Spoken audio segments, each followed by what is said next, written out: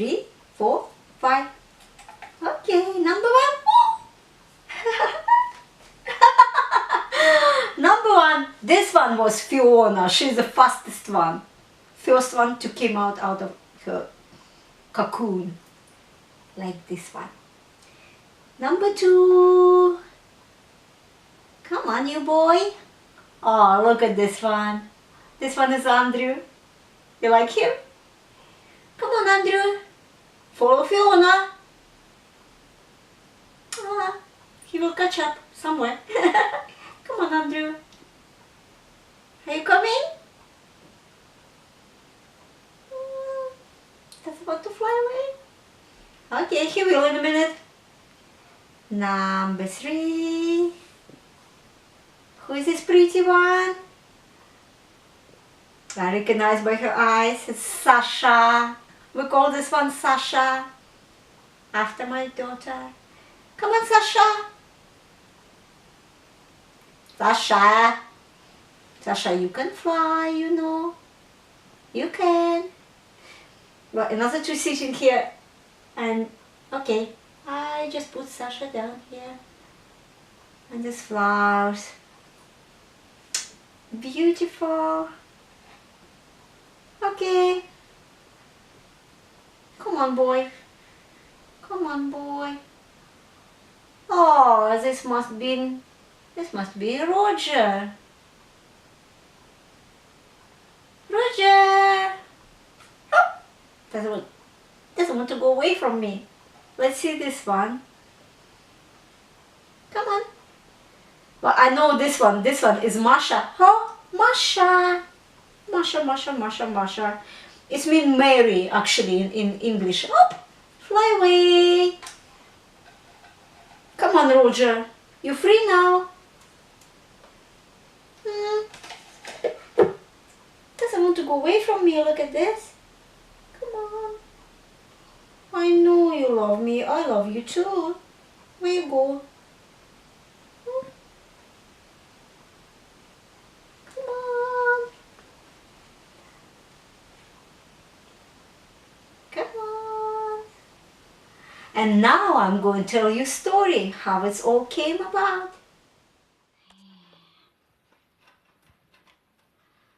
My new pets arrived.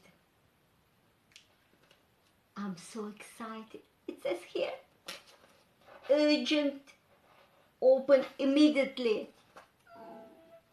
I have been waiting for them nearly a week. Wow, my beauties. Here you are, my beautiful caterpillars. I'm so excited. We're going to watch how they're going to grow and grow and grow, and here, look at Smooth. And they're going to become a beautiful butterflies.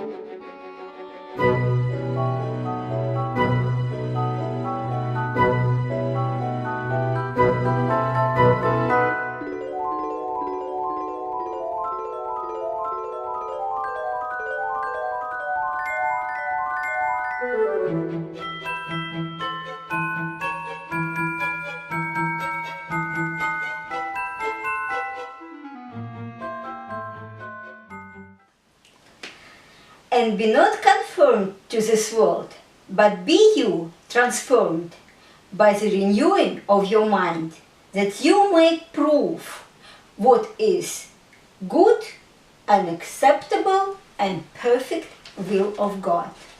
And the word transformed in original Greek, actually metamorpho. It's where the word metamorphosis comes from.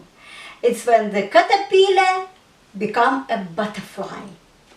And it's what my next painting about. This painting called a Metamorphosis.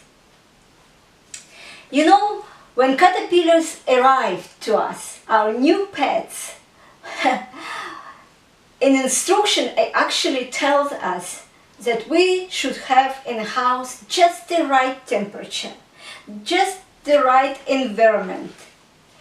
And we have to put them to bed, cover them up to keep them warm. So, same is for us as Christians. In order for us to grow and become a beautiful butterflies, we need a certain environment. And the best and actually only environment to grow us spiritually is the Word of God. God transforming us with His Word. As more time we spend with the Lord, as more time we learn the way He thinks, as more time we understand His philosophy, His way of thinking, and we listen to His thoughts which He given to us, as quicker we become a butterflies. So after that, we will be thinking like Christ. We will have the mind of Christ. We will love like He loved. We will have thoughts of love and we speak of love. And we will stop be offended so easily and we will be forgiven quick. And also, we will not be making these thoughts in our heads like a spider nets, which is very similar to this little spider in the corner of my painting. Thoughts about what is it people think about us. Thoughts about how bad we are, or we're doing right, or, you know, after all, the only matter what God thinks about us. And God thinks that we are butterflies.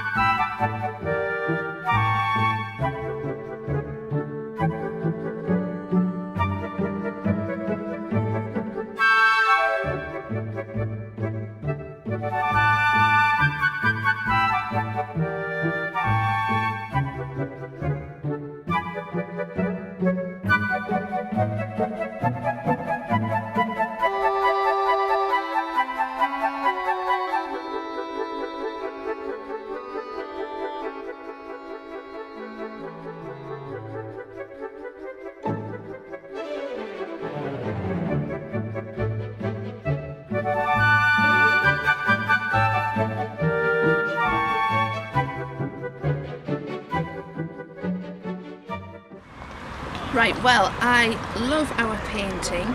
I just love everything about it. I love the colours and the vibrancy, and I love all the intricate details of it. And I think it's all about metamorphosis and transformation and change.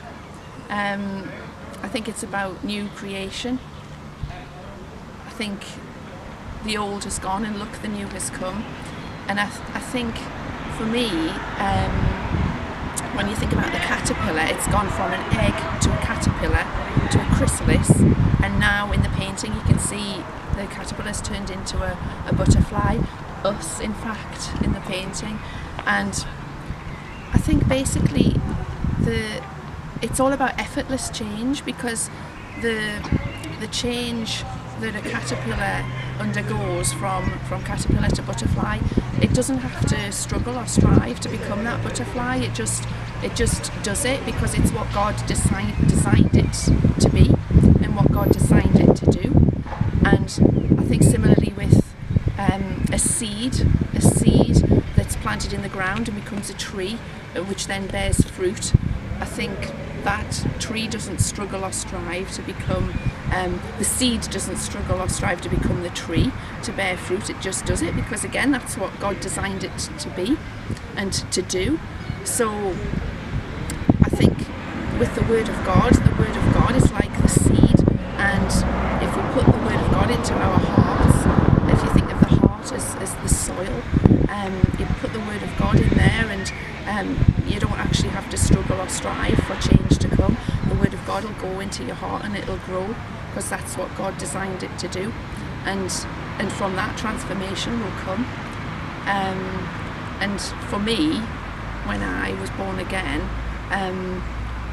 I didn't actually fully understand what had happened to me, and I doubted whether or not I had actually been saved, because my thoughts were similar to before. I didn't see any difference in my thinking process, and I think I didn't then realise that it was all about renewing my mind, but I realise now the Word of God, as I had it inside me and planted it and meditated on it and sort of contemplated it, it grew, and from that my mind became renewed.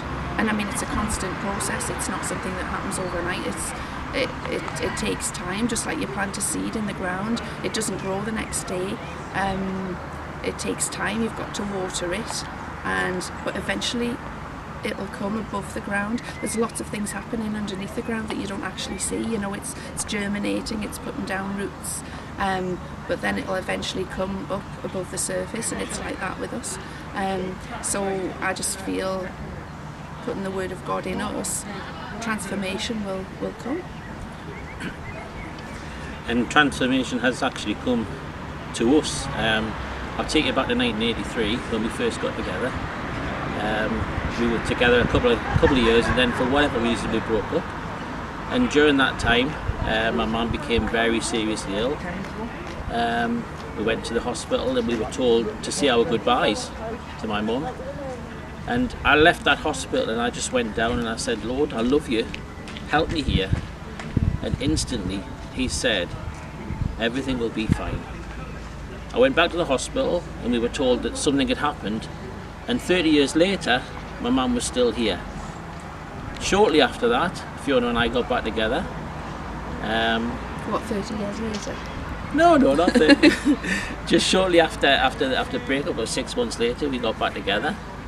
And we sort of, within a couple of months, we were engaged. However, it wasn't always perfect, and I used to go to church, and I can remember the kids on Fiona's instructions barricading the doors, so I couldn't actually get out of the house. But from the day that God said to me everything would be fine, I started praying for this woman, this wonderful, wonderful woman who's my wife. And 17 years later, she gave her heart to God. And from that moment, our marriage became so much better. We had a really good marriage to start with, but it was so much better, even better than it was before. God was in our lives working together, and he just transformed her. And it was fantastic. So, as Fiona said, you know, we've stepped out in the darkness, like the caterpillar from the chrysalis. We're now in the light, we're walking with God, and it's fantastic.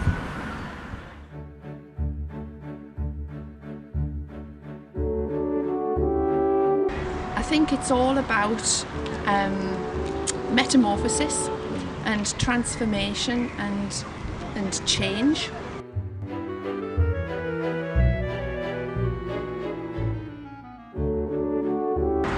God was in our lives working together, and he just transformed her, and it was fantastic.